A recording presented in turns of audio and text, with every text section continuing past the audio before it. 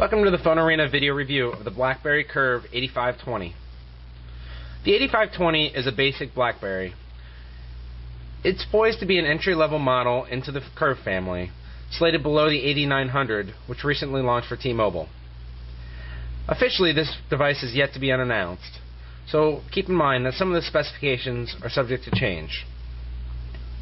There's really not a whole lot to say about the 8520 besides the design. The biggest feature is the optical trackpad.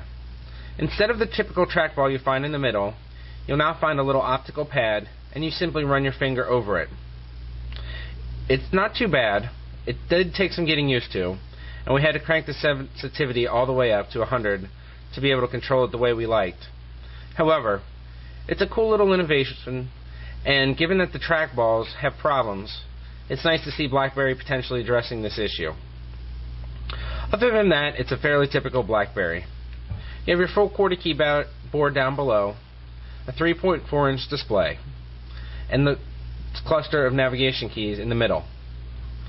The display is only QVGA, which is good, but not as good as we've seen on the Curve 8900, and of course the Bold or the Storm. As an entry-level device, this is to be expected, however. Another thing we like is the buttons on the side of the phone. For the first time, they're not individual buttons, but they're actually continuous with the housing, which just kind of passes over them.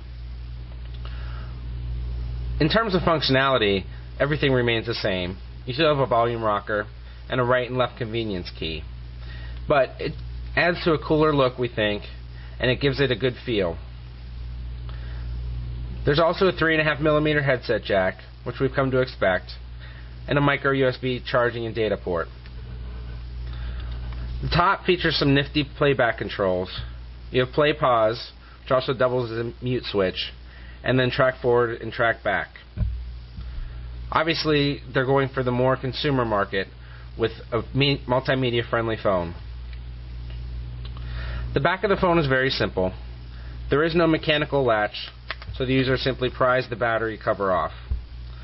There is a micro SD slot, and up at the top, there's a small 2-megapixel camera. There's no flash this time around, which is something we've grown accustomed to with BlackBerries. The user interface is BlackBerry OS 4.6, and there's absolutely nothing new here.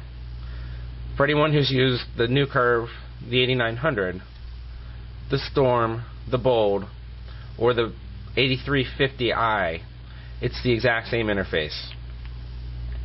Overall, we were pleased with the Curve 8520 as an entry-level model.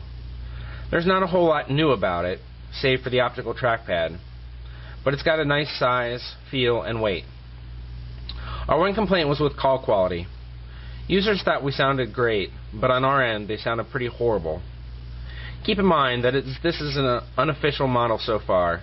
This is subject to change, and we hope it does.